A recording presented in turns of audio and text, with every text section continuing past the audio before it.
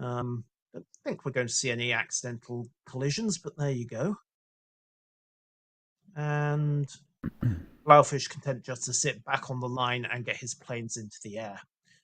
So yeah, they've shaken out, and yeah, we're looking at an AC split from So we've one got BSF here. ours is potentially a bit more complicated. So we've got the Worcester of Ozymandias pushing into the area above B, between B and C. He's probably going to camp the island above B there. Montana Yeah, is he'll also be pushing looking. down mid. Stalingrad and Hindi look like they're going wide on Charlie. Yeah. We've also got some early exchanges of battleship shells. Both sides Ooh, got some early Worcester of Ozyman spots. taking a massive chunk there from the Yamato. And He's looks like most of CIA's return fire has gone fairly long. I don't know how much of a slap Aussie Man just took. he's down to he's healing, but he's down to 27k. Ouch. Yes, ouch. I think that was probably a couple of citadels. Yeah, and those won't heal back. So No, so he's back up. He's still healing 30, but yeah, he learnt his lesson there. I think shells on Yamato yeah. from Stalingrad. On the other hand, he has managed to get himself defolated. So both teams quite content to play an almost pseudo Napoleonic broadside to broadside at about the 20-kilometer mark. Yeah, and 2022. both teams seeming to be quite passive here and sort of hanging around above the caps and even actually angling away. On our side, the Yamato, the Stalingrad, the Henri, they're all pointing north. Well, this is the kind of thing you see on North in the first 5 minutes, because if you look at where Bionic, Stahlwinter, and are down here around about Hotel 3-4, if they try to run direct to A, they have to show flat broadside to MA-92's Montana. And at that range, sits as certainly a possibility. Although Stahlwinter has clearly decided it's worth the risk. We're seeing a turn into A, and nice. That formation almost looks planned. We've got the gearing in front, Yamato in the middle, and two Hindenburgs flanking. So I wonder if that's a deliberate push to A at the moment. So CIA starting to push down with the Hindi and the Stalingrad down into Charlie. We've got support from the Montana, although I think Emmy has. Yep, Emmy's just paused there. Little bit broadside, if you ask me, but he's just paused there above that firing alley that you were talking about earlier. Yeah.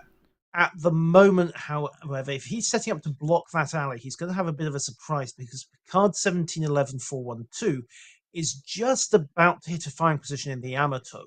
And once he clears that last peak, he's going to have a very clear shot. But he's going to need the reconnaissance data on Emmy. And right now, he hasn't got it. Here come Blaufish's rockets. Yamato. Oh no, that's the Des Moines. So your Des Moines parked down behind the island. Is that right? Down by Charlie. Yeah.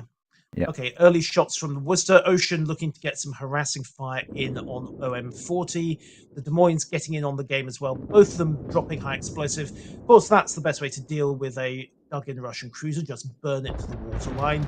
And there's the Yamato's 46-centimeter guns, aiming at the Stalingrad bow on. Adjusting dispersion looks tolerable, but it all went long.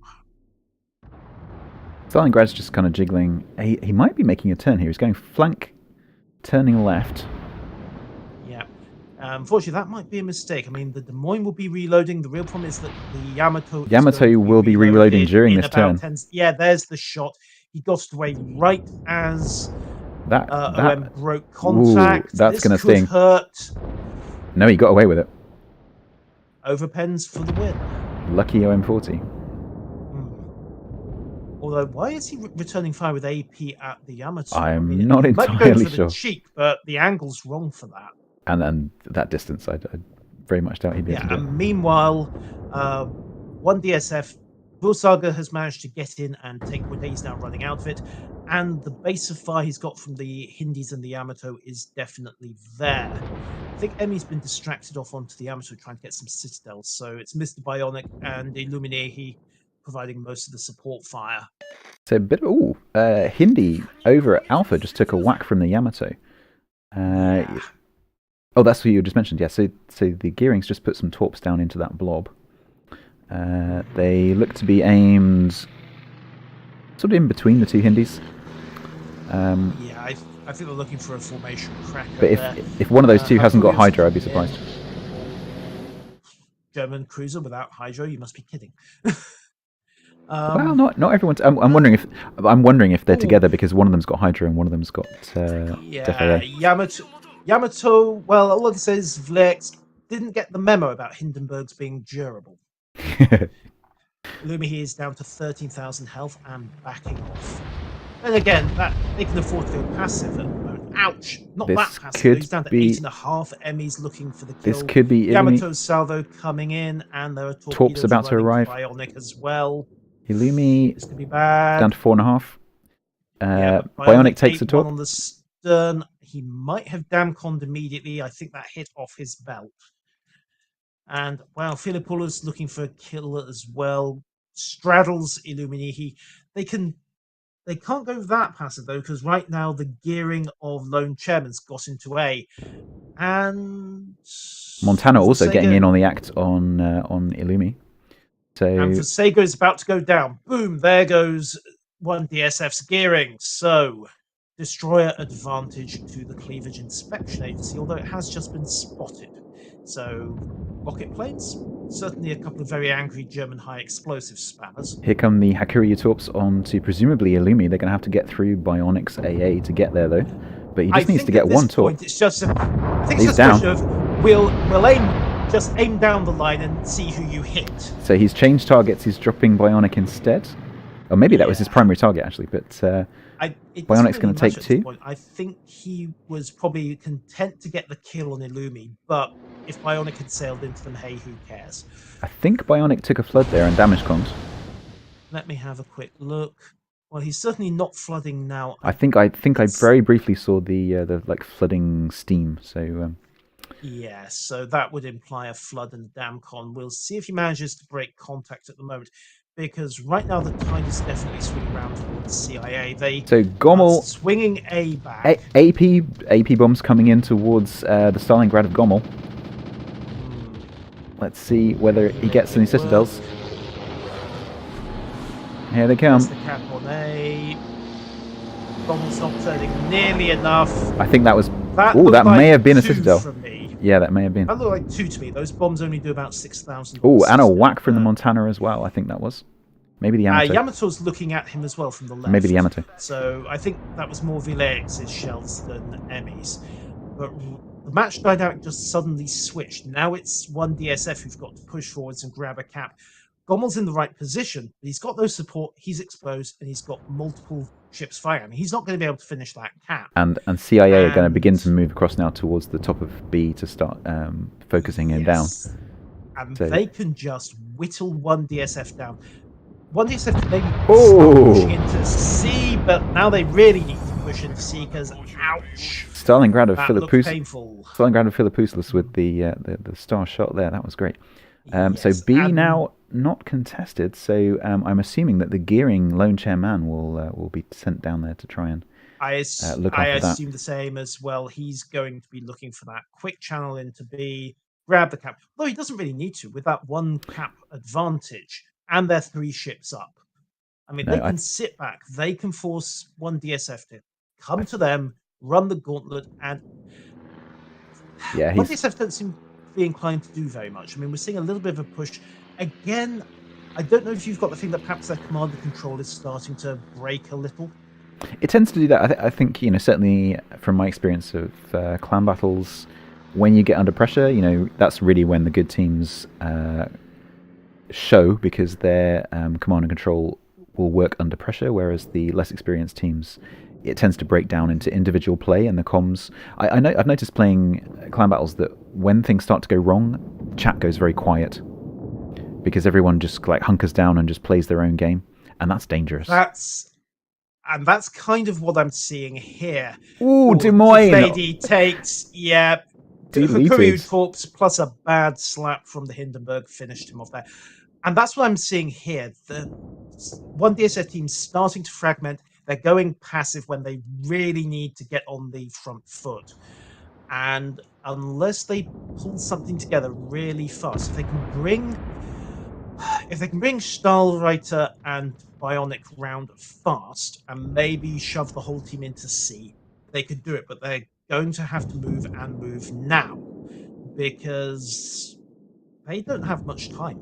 They can't, surely. There's no way they can come back from this. They've not got the map control. They've not got the point advantage. They've not got the ship advantage. Yeah, Picard, again, there's another symptom of CNC starting behind. Picard inched forward just briefly a minute ago, and now he's backed up. He's stopped. He's pushing forwards again. This is a team that has basically fragmented, I would say. Yeah, and they're fighting like 5 individuals rather than a team now. They're now basically in damage control mode, but they can't control this damage. This is terminal, I think. They've lost the map. There's the second point going down to CIA. Yeah, I don't see how they can get the momentum back from this one. Midway's going to attempt to drop on the Stalingrad, but he's nose in. I'd be very surprised if he gets a torp off. Torps are running, and it was a panic drop. Look at that spread. He's going to take one on the nose. Yeah. Yep, there we go.